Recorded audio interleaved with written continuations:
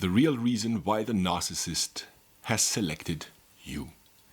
Welcome to today's topic, ladies and gentlemen. I'm Coach Tobiasforst, founder of Achilleslifecoaching, decade-long recipient of narcissistic abuse, and I've saved myself from it. And I will support you on your journey to your personal freedom.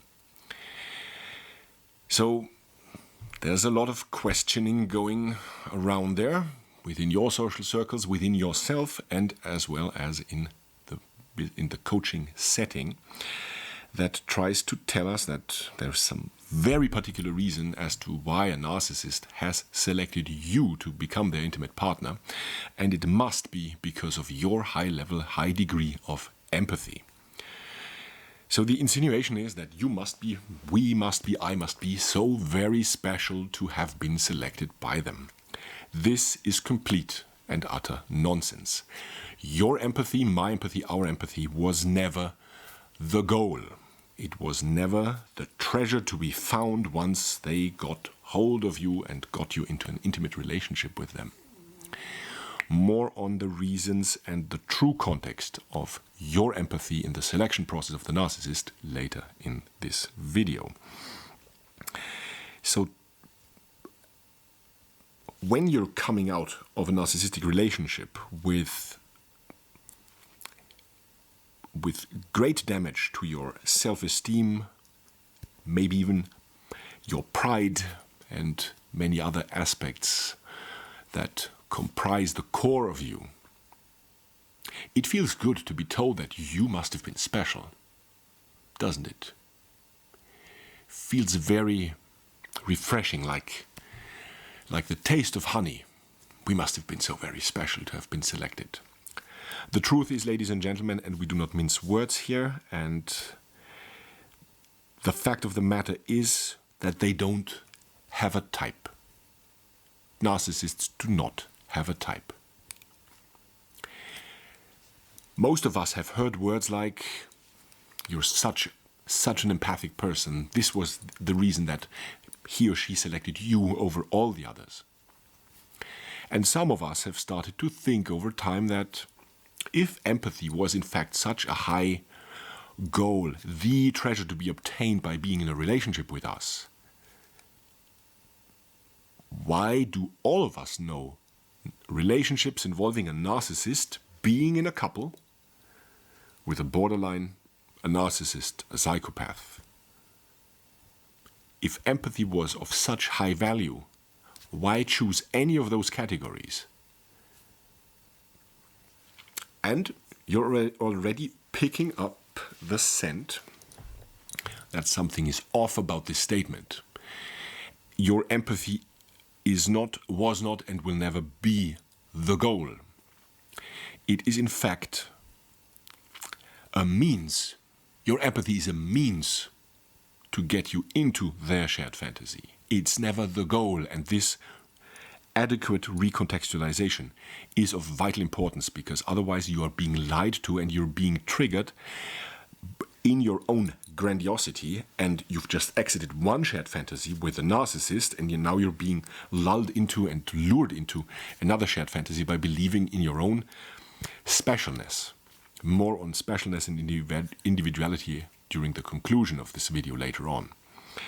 That said, what follows when you've already picked up the scent that something seems to be off about this absolute statement of the role of empathy is based on the works of and the insights of Professor Sam Vaknin. So let's assume the following. Imagine an oak tree. There's the stem, there are a few branches out there, but the little branches with the leaves are completely missing. No leaves, no green, so there's no capability of photosynthesis. So this oak has no way of judging the importance of green, the color green, on leaves, cannot judge green, cannot judge leaves, on all the other oak trees around it in this oak tree forest. So if we take that picture and map it onto what narcissists do and don't do. Somebody who's incapable of feeling love doesn't care about your love. Your love is not the goal, it's a means. They don't do kindness, so your kindness isn't the goal, it's a means. Same goes for your intimacy. They might be intense, but intensity is not to be confused with intimacy. So, the horizontal department is a means, it's not the goal. And the same goes for your empathy. They don't do empathy, why should they care about yours unless it's usable as a tool to pry open your defenses and get a hold of you? So according to Wagner, there are 4 different S's, the letter S, 4 different S's, and in fact, if you, this answers also your question as to your own importance of empathy as well as why they're together. Narcissists are often not seldomly together with borderlines, narcissists, psychopaths, and the like. If you fulfill at least 2 of the 4 S's, tada, you qualify. You qualify to become an intimate partner. So these 4 S's are the following. It's sex, services, supply, and safety. Sex, pretty self-explanatory. Services. Imagine you're the best bookkeeper that they can hire for their own company. Or you're in charge of the business. They're the owner, you're the CEO, you're doing an amazing job, perfect service. It might extend to, or not only be limited to that. It might be that you're among the best cooks that they could have acquired. Whatever service you provide, or the expert level safe for work massages that you provide, all among the services, the list is long. Number 3, supply. Positive supply, your admiration, your validation, time, energy, your tolerance for the bogus that they utter, your going along with their confabulations and gaslightings, all among the category, the subcategory of positive supply. Negative supply, also called sadistic supply, which is the anticipation of the narcissist trying to trigger your, let's say, for example, rage and anger. The anticipation of your reaction is negative supply to them. But we will go through the different kinds of supply, the different qualities, if you will, in a separate video in the near future. Number 4, safety.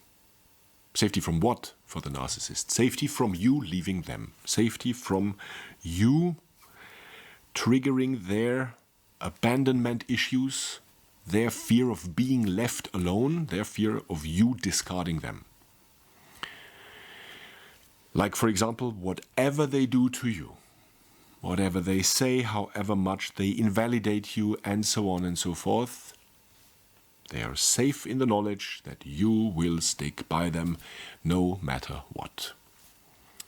Come wind and high water, if it goes like that. So with all those 4 S's, sex, services, supply, safety, you only need to fulfill 2 to qualify for being their intimate partner. It doesn't require the first one. That's an interesting factor. You could be in an almost sexless relationship and still qualify for decades of a relationship with a narcissist, if you fulfill at least 2 of the other 3, services, supply, safety. Now I would like you to comment below what were the 2 of the 4 S's that you fulfilled, that made you qualify for a relationship with them, and moreover, when, if you're already out of such relationships, when did they start to deteriorate? As in, when did you only fulfill 1 of the 4 or none of the 4? I'll give you an example based on something fascinating about female biology. A woman that feels emotionally heard and understood opens up emotionally and she opens up physically.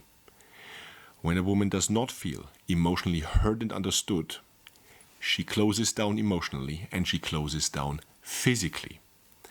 So that inherent female biological factor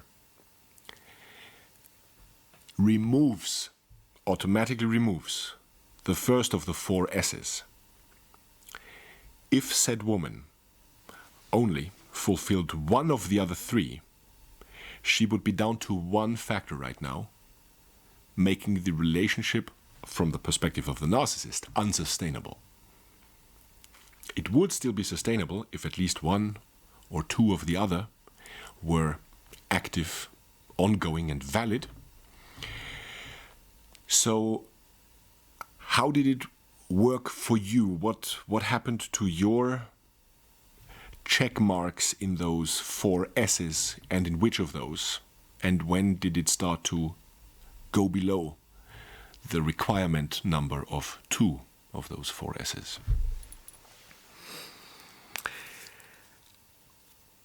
So, ladies and gentlemen, to conclude, let's summarize this and give you an outlook. We do not mince words on this channel.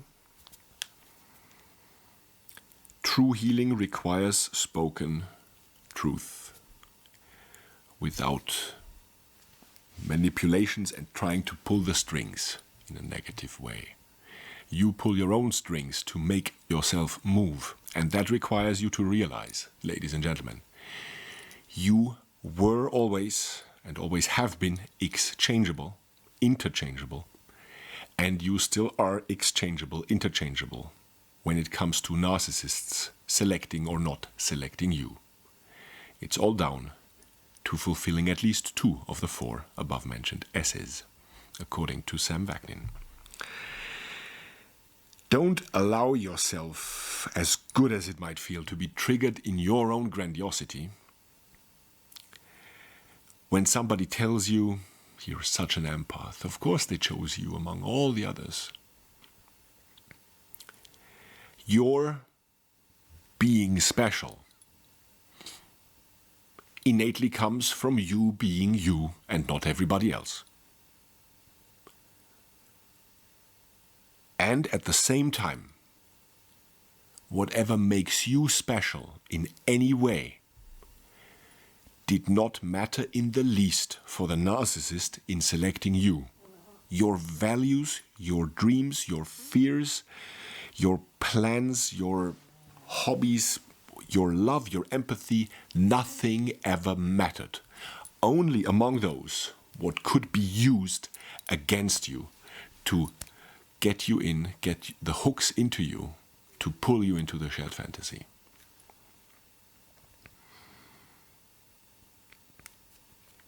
Accept what is and accept what was and not what sounds sexy, ladies and gentlemen. Yes, we want to feel good after a narcissistic breakup, but that feeling good has to come from in here and not from one snake oil saleswoman or snake oil salesman out there trying to tell you that you were so special with your high degrees and high levels of empathy. So realize what it actually was, ladies and gentlemen, that made you qualify for being selected by the narcissist. The real reason why he or she selected you, with all the good and the bad for your feelings that come up and that you need to tackle with in order to heal and detoxify after such an experience. And learn to accept and learn to move on. And learn to distinguish who speaks the truth and if you yourself speak the truth to yourself or not, and work on it. And be your own hero. Be your own heroine. Thanks for watching, ladies and gentlemen. I'll see you next time.